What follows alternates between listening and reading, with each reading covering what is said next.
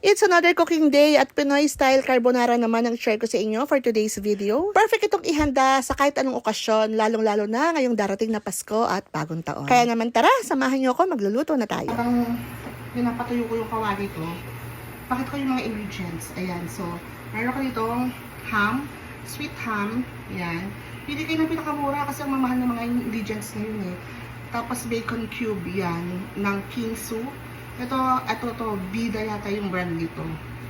70 something lang, 70 pesos. Ito nasa 80 plus, 86 yata or 89. Tapos, meron ako ditong evaporated milk. Ito yung pinakamura, pero kung may budget kayo, kunin nyo yung isa yung classic. Tapos, Nestle cream, pero may mas mura pa dito sa ganitong brand. Pero masarap kasi ito. Ayan, hindi ako magigisa ngayon ng mga aromatics. So, gagamit tayo ng garlic powder and onion powder. Yan, ito yung pinadala sa akin ng Spice Up onion powder. Basically, yan lang ang sahog natin. So, napaka-konti lang ng ingredient, diba? Tapos, pinalambot ko na pala dito yung pasta ko. Yan, so ito yung pasta.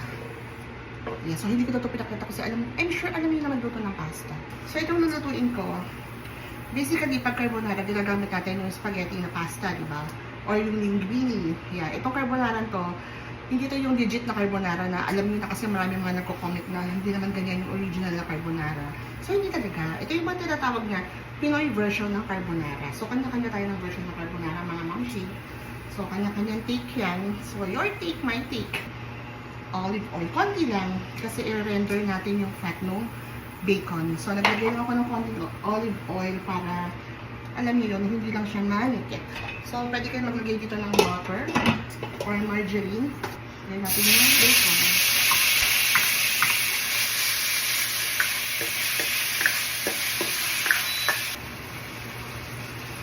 Itong bacon, inuluto ko lang siya hanggang sa mag-render yung fat or lumabas yung sarili ng mantika galing doon sa taba. Tapos, hindi na naman natin ito kailangan pang gawin crisp or sobrang brown na brown. Sakto lang, ganun. Pero depende pa rin yun sa inyo kung paano gusto nyo, kung anong danis ng bacon nyo. Danis, parang stick lang. So, ayan, lumalabas na yung kanyang mantika. Ayan, nakikita nyo ba? Ayan. So, hindi ko na i-set aside ko ha. Ayan, inalagay ko na kagad yung ham sa gilid. So, dito, hindi ako dito nag-saute ha. Wala akong ginamit ng aromatics. Actually, kahit hindi mo naluto ng matagal tong ham, kasi during the process ng cooking, ano ba yun, habang nagluluto tayo, maluluto ka dito. Kasi sobrang nipis lang itong ham. So, ayan na. So, pwede na ito. O, pagkamayan natin sila. Ayan, medyo nag-brown yung ilalim mo. Diba? Lagyan natin yung milk. So, kahit anong milk pwede yung gamitin. Evaporated milk or fresh milk. Baka gumamit kayo ng condensed. Huwag. Tatamis. Ayan. So, ngayon nagalagay na ako ng onion powder. Ayan, from Spice Up. Ayan. And then, garlic powder. Ayan, sapat lang. Ganun din. Konting salt. Pero yung pasta natin, may salt na yun. Kaya huwag natin masyadong bonggahan yung pasta natin dito sa sauce. Ito yung isa sa mga recipe na, alam mo yung pag may bisita ka, tapos wala kang papamerienda, tapos meron ka namang ingredients. Sobrang dali lang lutuin ka, tsaka sobrang bilis. Pwede nyo lagyan ito ng nutmeg kung gusto nyo. So, lagyan na natin itong all-purpose cream. Itong all-purpose cream ko. Yan. Refrigerated to kanina. So, nilabas ko lang para hindi naman siya namumuko. Kung gusto nyo na mas talagang creamy, lagay ko yung dalawang all-purpose. Mahal lang kasi eh. So, dapat on a budget tayo palagi. Pwede natin dayain yan. Pwede kayong gumawa muna ng roux. Ganun. Dahil marami yung pasta ko, lagay pa ng dalawa.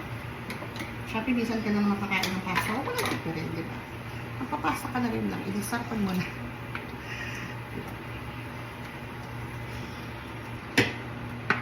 So, wait lang natin siya maging bubbly like me. Ganun. At syempre, makakalimutan pa natin yung pepper. So, gagamit tayo ng ground pepper. Pero mas maganda kung meron kayong white ground pepper. Yun, pwede din. So, ayan. Bubbles na siya. Pwede natin ilagay yung pasta natin. Pero titikman ko muna.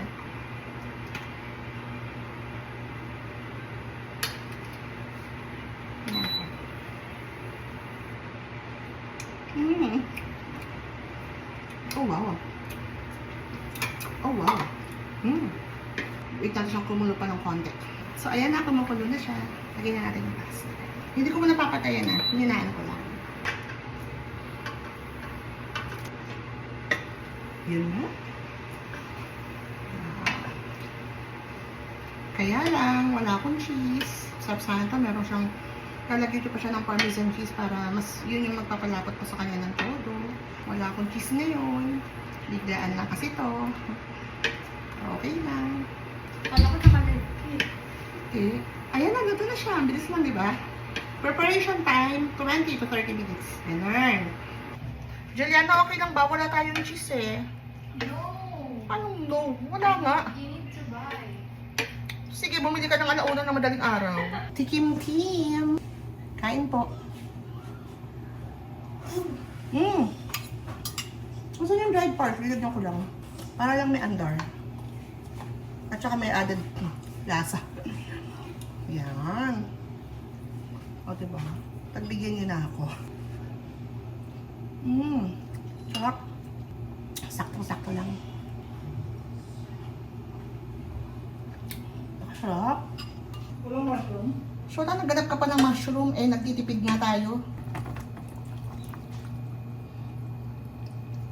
Kunin natin yan, sayang yan.